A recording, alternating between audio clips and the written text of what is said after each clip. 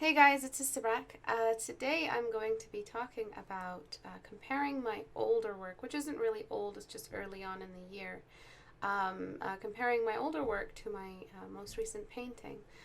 My most recent painting was completed after a 3 week or 2 week break, almost 3 week break of no art.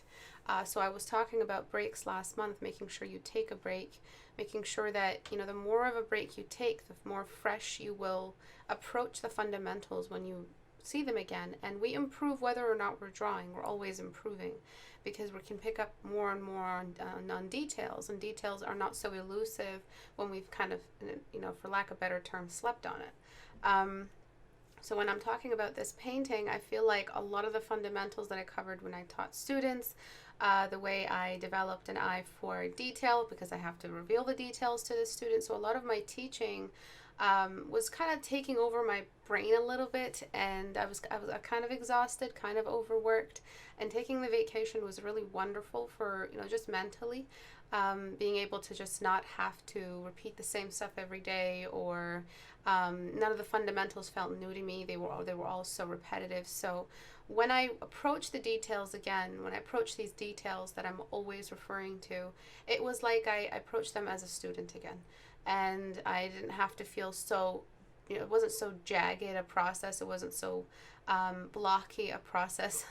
It was very smooth, and that's like the best term I can come up with to describe my experience with my latest painting. It was a smooth experience. It wasn't bumpy.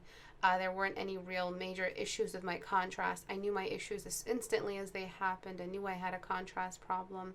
I was really, really relaxed. I was approaching the whole thing with a much more leveled kind of anxiety level, which we all feel when we're drawing, but I used to just really feel it, and it reflects in my old work. So that first piece at the top right, that was more like a later than the one at the bottom right.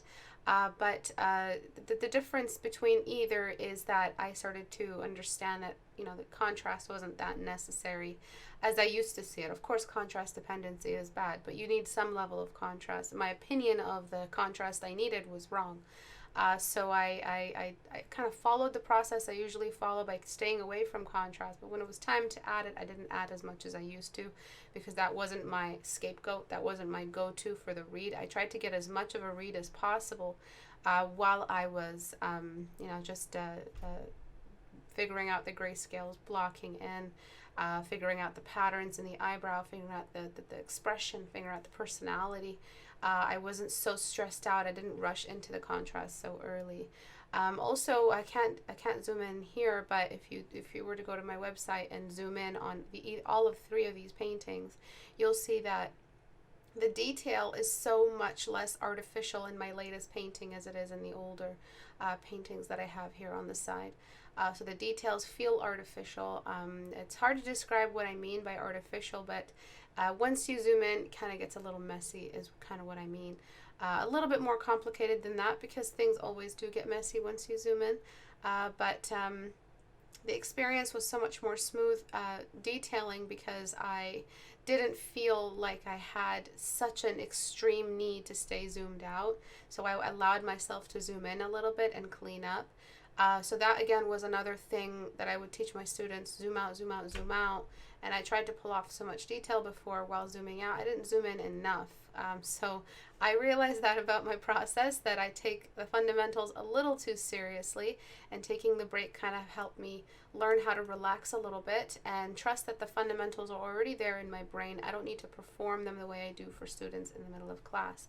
So the way I teach in class is I have to perform these fundamentals. I have to show that I'm not zooming in so that I could encourage the student to do so. But when it comes back down to me and my personal work, I have to be able to allow myself to do what I need to do. I'm no longer trying to be a role model for my student. I can just do what it is that I need at that moment in order to create the painting, in order to do what I need, whatever necessity comes up, zooming in, zooming out. So there was a really, really nice process behind all of that, being able to forgive myself for just wanting to detail more. I did, of course, I still have the fundamentals intact. That's why there's a painting. I didn't bring in crazy sparkles around the eyes too soon. I didn't over detail the hair. Anytime where I felt like I was over detailing the hair, I had to step back and smudge it out. So all of that stuff still applied, but I feel like it's a painting that represents a more professional artist than the ones before. I already have found proportion issues and detailing issues in my older paintings, especially the lips in the top right painting there. The bottom right painting was a little bit. I liked the hair that I did. I like how it felt wet and oily. But the face was a little bit off. I feel like I depended too much on contrast there. And all of those two issues are gone in my new one, which is amazing for me to witness just for myself. Usually I don't get critiques. Usually I don't get paint overs. So it was like a little paint over that I gave myself, sort of. A little lesson that I learned, and I really cannot stress enough how important it is to take a break. You learn how to appreciate the fundamentals with a whole new refreshed mind instead of art all day every day, which is what I was dealing with for about like 4 years straight since I started teaching, really, and booking students Monday to Friday. Sometimes I used to book on weekends as well. I used to just I wouldn't have a break on at the end of the week, so it was painting all day every day. And if you want to know how to improve, that's pretty much how you improve. You make sure you get as much mileage as possible. But there is such thing as too much work and overworking yourself, and I exhausted the art faculty, I guess, of my brain. And when I relaxed it a little bit and I came back, I didn't know I was going to be okay. I honestly thought I forgot how to draw. And which is that's ridiculous. You can't forget a task. Your brain can't undo the pathways it generated over years and years of practice. But it's a ridiculous little fear that we all have, and I have it too. And you might be surprised to learn that your teacher also has this issue. But I definitely had that fear. I was like, how am I supposed to go back? I sketched a lot. I did a lot of sketching and character design. I did a whole lineup across the vacation days, but I didn't know if I could go back to the paintbrush. I didn't know if I could still do that. And I come back to it, and the process is so unbelievably smooth and so relaxing. I haven't felt so relaxed in such a long time, so I cannot encourage you enough to take a break, to see what you can develop just without drawing, what skills you can develop just with your eyes and what you've observed. I had a better idea for detail. I had a better idea for values and gradients and where they belong. I had a better eye for where to smudge. It's hard to describe specifically, but I can probably refer to it here. It's the socket shadow of the entire eye. I feel like if you look at my last, those two drawings on the side, the socket shadow isn't that strong. It's not a region. It's not a neighborhood. The light on the eyes is probably as bright. Feels like an overexposed photograph for both of them.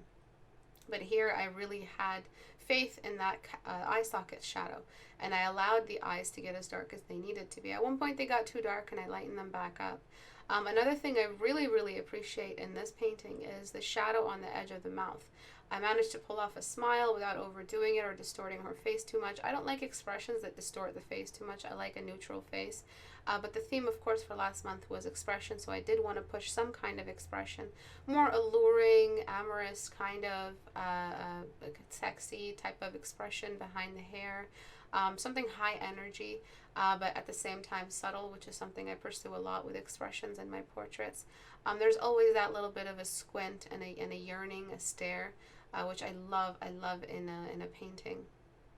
So what I managed to do all of that here with a smile, and I also really, really appreciate the inner eyebrow raise, so the inner part of the eyebrow raised up just a little bit as if there's some thought behind, which is something we covered this month in our critique hour for patrons. We covered what the eyebrow's power can do. So I managed to actually get this read in the expression way early on, and everything else just happened automatically. I was streaming, I was talking with my online family, and we were all just chilling, and all of this just happened on its own. And that's why I keep saying it's like a really, really smooth process. Every time I flipped the painting, I didn't have too much to fix. There's no major issue for me to report this month for this painting, and I would report it if there was something really, that stood out to me that gave me a lot of trouble. But in those two paintings on the side, there was a ton of stuff that stood out that gave me a lot of trouble. There was the flipping the canvas for the top right painting, which was 3/4 view. There was also the mouth that gave me a massive amount of trouble, in the nose and the rotation and the lower eyelids. All of those areas are where the major troubles are now that I look back at this painting. Taking a break also, on that note, helps you see your mistakes better. So I, for the life of me, couldn't have found any mistakes in those two paintings on the side if you asked me the week I painted them, or like 2 weeks after I painted them. But now that I took that break, I know exactly where these issues are and where to go to fix them. And again, I look back at this painting and I had such control, no detail, dependency. Everything was married together so wonderfully. I barely compliment my art, which is why I put my stuff on the side there so you can see the trash the mistakes that I have made. But now I barely compliment it. I'm sure in a month I'll look back at this painting and find a ton of mistakes. But just if I'm if I'm rooting for anything, if I'm representing anything, it's the fact that a break is unbelievably amazing for your mind, for your mental state. We are sitting there for 7 hours, 10 hours. Something happens to our mind if we do that every single day. And when we allow the brain to take a moment just to regenerate what it needs, I'm not sure how the brain works exactly mechanically, but I'm sure something gets fixed in there. Something takes a break, something gets to relax a little bit, something gets to heal. I feel like we make tiny little cuts in our brain. I know that's ridiculous, but metaphorically, we make tiny little cuts in our brain every time we push ourselves too far. And when we take a break, those get reinforced and strengthened the way we strengthen a muscle. Which are tiny little cuts every time we overdo it and lift at the gym. We stay sore and we regenerate. That's exactly what we're doing for the brain when we take a break. And when you're overusing one side of your brain too much, constantly, all your energy is just exhausted. And you don't feel like designing. You don't feel like telling a story. And the first thing that I noticed 1 week into my break was that I felt like drawing again. I could tell a story. It was really, really weird. I was, teaching public class yesterday, and these stories just kept pouring out.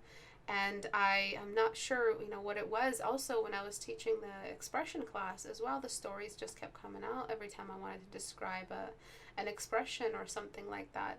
Writing was so much more easy. So when you overuse one part of your brain, everything else takes a backstage a little bit. And though it might be an amazing thing to do, constant work every single day, you will improve drastically.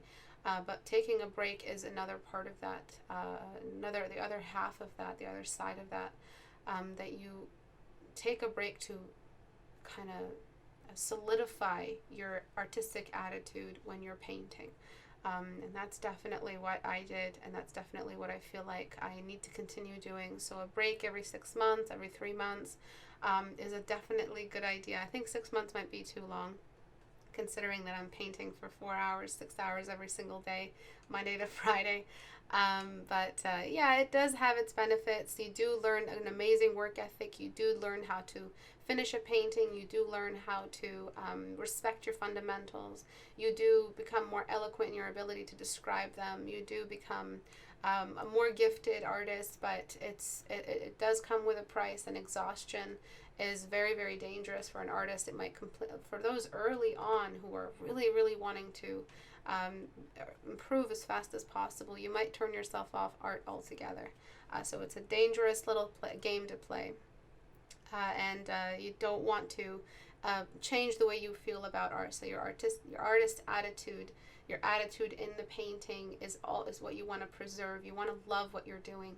And I started hating what I was doing, just to be frank. I started hating drawing, and I started avoiding streaming because I felt so much pressure and so much fear of failure. It was crippling. And being able to take a break and come back, and then my art just pours out, my skill pours out, and I have this painting that speaks volumes. It was real great reinforcement of my skill and my faith in my skill. And that's exactly what we should be doing all the time. There are some issues. Some of the proportions are a bit deviated because the hair is there as a mass.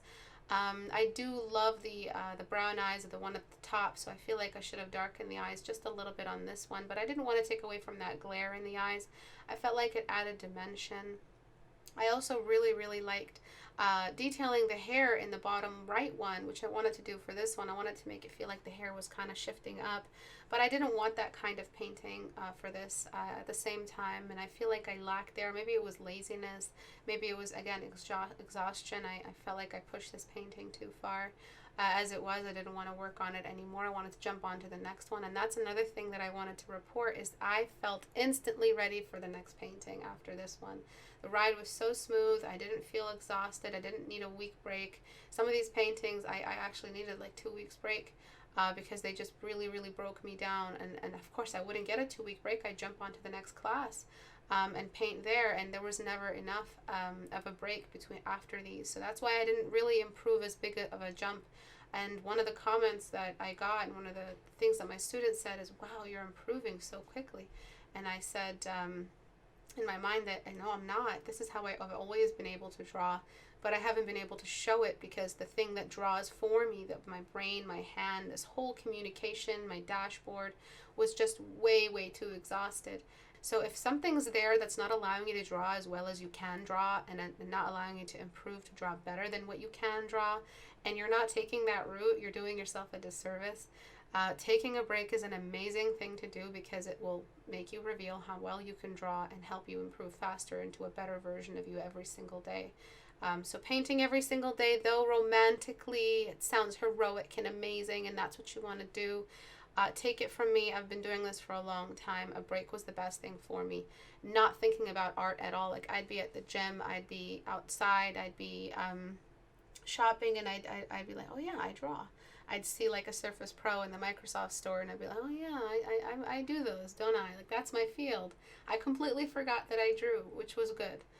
It was a good thing. It was taking that little break to reinvigorate your spirit. So when you come back to your dashboard, when you come back to all of that, and you come back to headquarters, you know that you're more than capable to perform what you need to do and be the artist that you work hard for every single day. Thank you for watching. I hope this was a good, I know you guys have homework, I know you guys have all of that, but do try to find time to take a break where you're doing zero art, like nothing is related to art. It can be a game, it can be exercise, it can be taking a walk, no sketchbooks, nothing, just complete purge for 2 weeks or something like that. Try it. You'll come back so strong. If you're still early in your adventure, if you're already zero art, and you're just trying to force yourself to learn, of course, don't take this route. This is for the more advanced in their process, more advanced in their journey. Not advanced art, but advanced in their journey, kind of, high mileage, and they're feeling the exhaustion. They're feeling that fear of failure creeping up. That's how you know diagnostically you're ready for a break. You're ready for a complete purge. So thank you everyone for watching. I will see you guys next month. Bye.